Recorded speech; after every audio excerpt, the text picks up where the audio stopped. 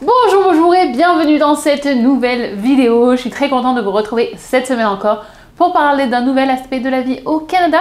Et cette semaine, on va parler de 5 Canadiens qui ont eu une vie extraordinaire, qui ont eu un impact sur l'histoire et sur le monde. C'est vraiment différent du genre de vidéo que je fais d'habitude, mais je sais que vous êtes comme moi et que vous adorez apprendre. Alors découvrons ensemble la vie de ces 5 Canadiens qui ont changé le monde.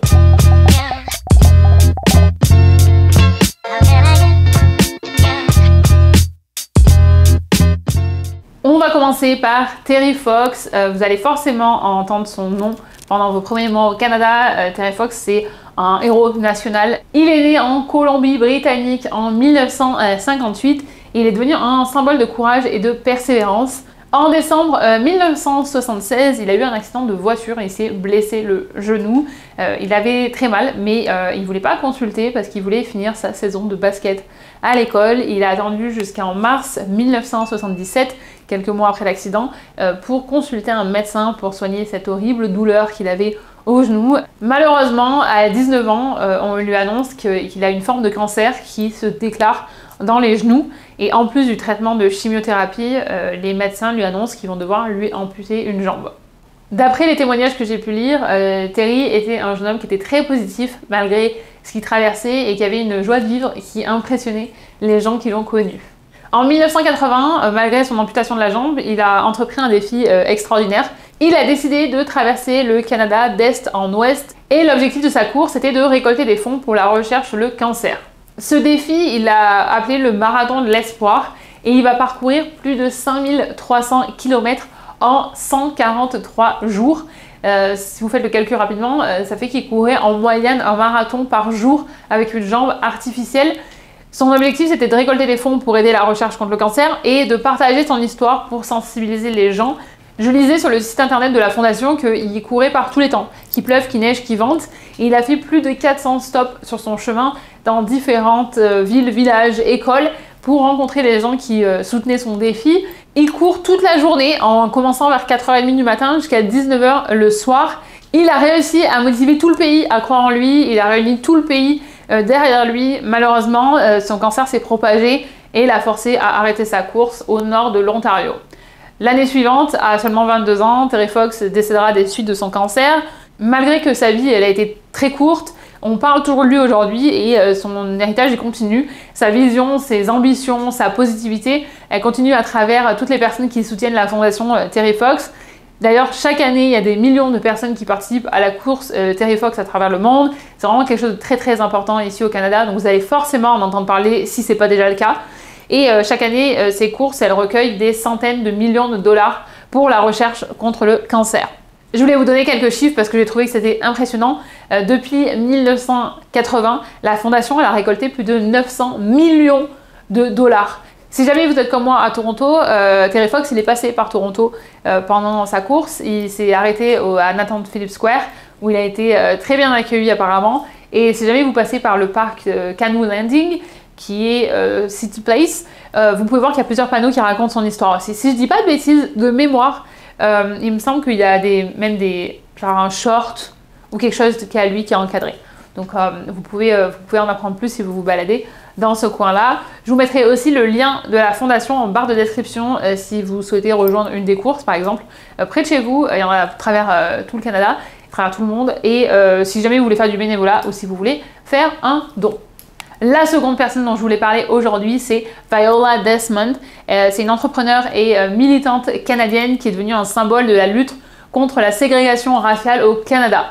Elle est née à Halifax en Nouvelle-Écosse en 1914 et en 1946, toujours en Nouvelle-Écosse, elle a refusé de quitter une section réservée aux Blancs dans un cinéma, ce qui lui a valu d'être arrêtée et ce qui lui a valu une amende injuste. Elle a été arrêtée, mise en prison et condamnée sans avoir l'opportunité d'avoir une représentation légale, donc elle n'a pas eu d'avocat.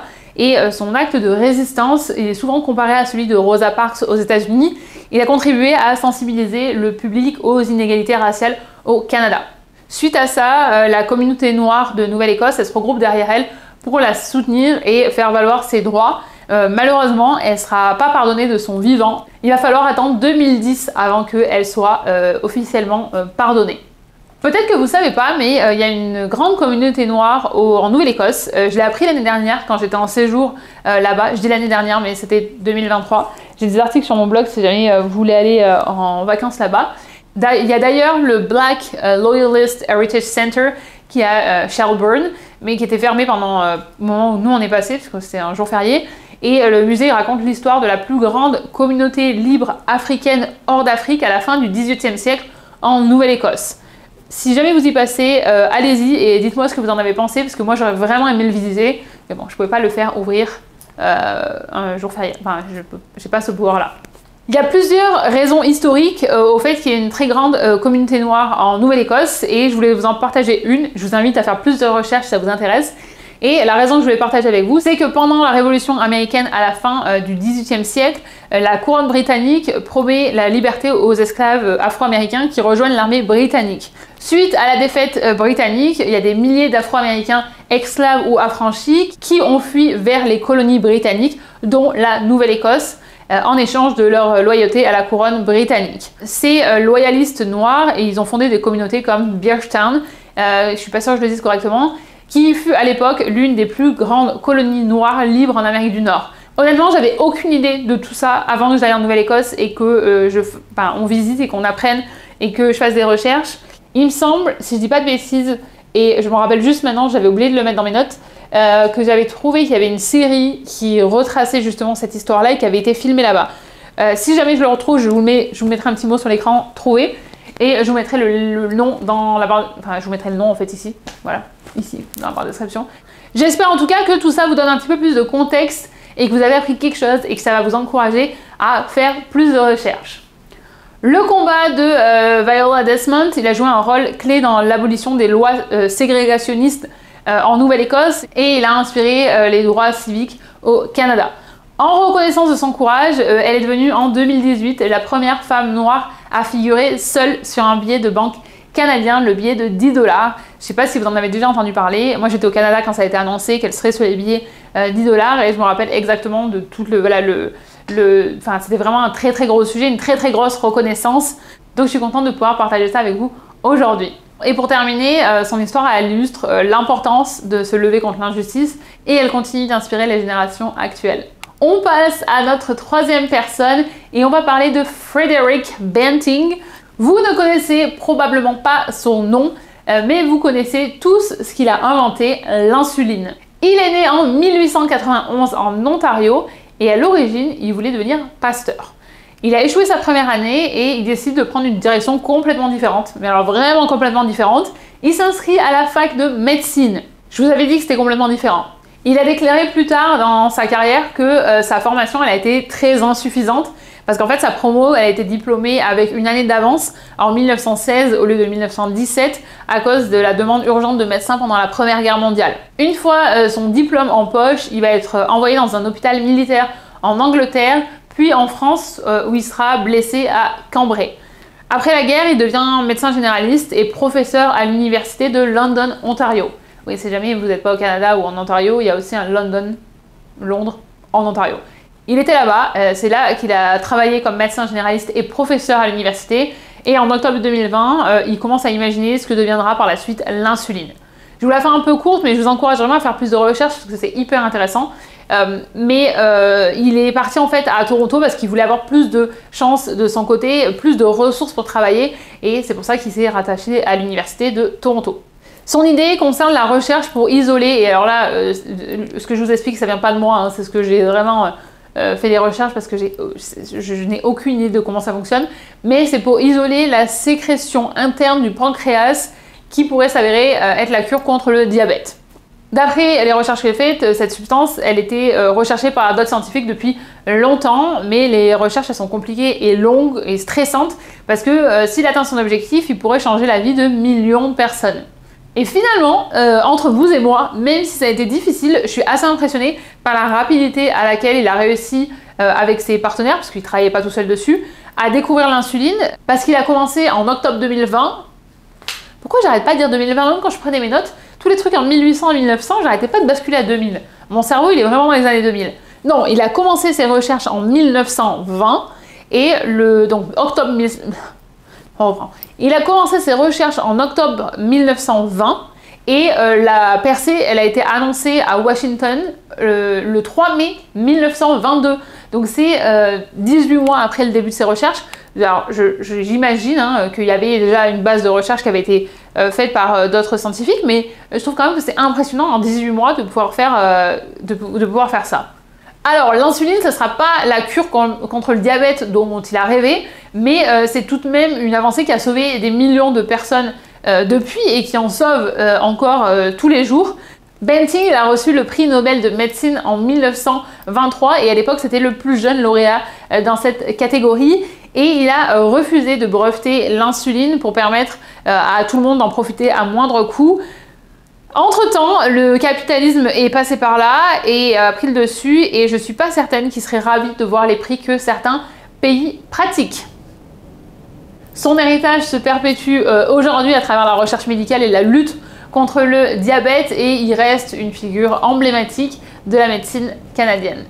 Est-ce que vous saviez que l'insuline, ça avait été inventé par un Canadien? Parce que je l'ai déjà mis, il me semble, dans mes stories quand je pose des questions sur le Canada. Je suis curieuse de savoir si vous étiez au courant. On passe à notre quatrième personne et on va parler de Laura Secord. Secord, je ne suis pas sûre de la prononciation.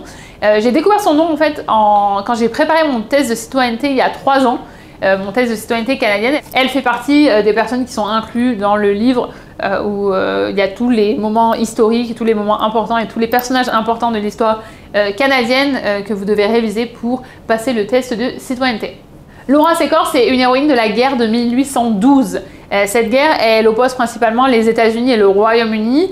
Et avant d'aller plus loin, je voulais vous donner un petit peu de contexte, c'est que pendant cette guerre, le Canada était une colonie britannique. En 1813, son mari il est blessé au combat et après ça, elle va surprendre des soldats américains qui sont en train de planifier une attaque contre un poste britannique. Elle se décide à marcher pendant plus de 32 km à travers les champs, les rivières et tout ce qui se trouve sur son chemin pour prévenir les autorités britanniques. Grâce à son alerte, les troupes britanniques et leurs alliés autochtones, ils ont pu tendre une embuscade aux Américains et remporter la bataille de Beaver Dams. Pendant longtemps, personne ne parlait vraiment de son acte de courage et on en parle beaucoup plus aujourd'hui. Elle est aujourd'hui reconnue comme une figure emblématique du Canada. Et d'ailleurs, rien à voir, mais il y a une marque de chocolat qui a son nom. Apparemment, ça n'a aucun lien avec elle. C'est juste que les fondateurs, ils voulaient lui rendre hommage. Et on va terminer avec Alexander Graham Bell. On termine avec quelqu'un qui a inventé quelque chose que vous utilisez tous. Et je pense surtout qu'il n'aurait jamais imaginé comment son invention allait évoluer. Alexander Graham Bell, c'est l'inventeur du téléphone. Si vous êtes déjà au Canada et que vous êtes familier avec les opérateurs téléphoniques, vous aviez sûrement déjà fait le lien puisque Bell, c'est un des gros opérateurs téléphoniques ici au Canada. C'est comme si, je vous disais en France, Orange ou SFR, ça fait partie des fournisseurs de téléphones ici historiques. Et Bell, il est né en Écosse, donc il n'est pas né au Canada, il est né en Écosse en 1847 et il a immigré au Canada avec ses parents en 1870 après que ses 2 frères soient morts de la tuberculose. Ses parents, ils ont eu très peur et ils voulaient le protéger, donc ils ont décidé de quitter l'Écosse. Ils sont installés à Brantford, c'est aujourd'hui où vous pouvez trouver le musée du téléphone. C'est marrant parce que j'aurais jamais entendu parler de cette petite ville avant, sauf qu'on a il y a un de ses copains, Monsieur Chaton, qui vit là-bas. Donc je lui ai dit que la prochaine fois qu'on y allait, je voulais y aller un petit peu en avant pour aller au musée du téléphone parce que ça a l'air très intéressant. Si jamais j'y vais dans les prochains mois, je vous dirai, je vloggerai sûrement. Donc ne vous inquiétez pas. Sinon vous pouvez y aller et aussi me dire comment c'est. Pour reprendre mon fil de l'histoire, parce que vous en foutez de savoir ce que je fais de mes week-ends, il était passionné par le son et la communication et il était très inspiré par l'engagement de ses parents dans l'éducation des personnes malentendantes. C'est en travaillant sur des dispositifs pour améliorer la transmission du son qu'il a développé un appareil qui était capable de convertir la voix en signaux électriques et de les retransmettre à distance. C'est comme ça qu'est né le premier téléphone fonctionnel. Bell, il a fait aussi un travail immense pour les personnes malentendantes. À l'époque, il y avait un grand nombre d'experts américains qui pensaient que c'était impossible d'apprendre à parler aux personnes malentendantes. D'un autre côté, vous aviez d'autres experts qui étaient plus d'accord avec l'approche de Bell et qui voulaient leur apprendre des notions d'expression orale. Il a été très engagé dans l'évolution de la connaissance pour la communauté malentendante et surtout pour leur donner des outils pour pouvoir communiquer et pour leur permettre d'échanger avec les personnes qui étaient autour d'eux. Dans ce que j'ai lu, il dit qu'en fait, lui, il considère cette partie de sa vie comme son plus grand succès. Bien que cette partie-là, ce soit une grosse partie de sa vie et sa plus grande source de fierté, son invention la plus célèbre, ça restera le téléphone. Mais il a aussi travaillé sur d'autres innovations, si jamais ça vous intéresse pour votre culture générale, dans des domaines très variés comme par exemple l'aviation. Je voulais parler de lui parce que son impact est quand même immense et on connaît peut-être pas toujours son nom, mais sa création, ça a révolutionné les communications, ça a posé les bases de la technologie moderne qu'on connaît aujourd'hui. J'aime trop apprendre des choses sur l'histoire ou sur les gens qui sont derrière des choses ou des droits qui font notre quotidien, des choses qu'on a toujours connues, qu'on prend pour acquis, sans vraiment se poser de questions. Donc je vais essayer d'ajouter des livres à leur sujet, toutes les personnes dont j'ai parlé aujourd'hui, pour ma liste de 2025, puisque si vous me suivez sur Instagram, vous savez que j'ai repris mes bonnes habitudes et que je lis de nouveau. Je poste voilà, tout ça sur Instagram ou sur l'application Goodreads. On arrive à la fin de cette vidéo. Dites-moi si ce type de vidéo vous plaît, parce que moi, c'est vraiment quelque chose que j'adore. Je sais que c'est très différent de ce qu'on fait d'habitude, mais j'ai pris vraiment beaucoup de plaisir à préparer cette vidéo et à vous partager un petit bout de l'histoire du Canada. Il y a plein d'autres personnes que j'aurais pu inclure, il y a plein d'autres personnes que je pourrais inclure dans une partie 2, donc si jamais ça vous intéresse, laissez-moi un petit commentaire et je peux ajouter ça dans les prochaines semaines, prochains mois. N'hésitez pas à me laisser un petit mot en commentaire, si vous avez des questions, n'hésitez pas non plus. Merci d'avoir passé ce moment avec moi. Je vous rappelle que si ce type de contenu vous plaît et que vous voulez soutenir ma chaîne et surtout ne pas louper les prochaines vidéos, vous pouvez vous abonner. Vous pouvez aussi bien sûr me retrouver sur Instagram. Vous pouvez me retrouver sur mon blog où il y a plein d'informations hyper intéressantes sur le Canada ou sur mes voyages. Et vous pouvez aussi vous abonner à la newsletter pour être tenu au courant des prochains événements et des prochains ateliers. Je vous souhaite une excellente journée, une excellente soirée ou une excellente nuit où que vous soyez dans le monde et je vous dis à mercredi pour la prochaine vidéo.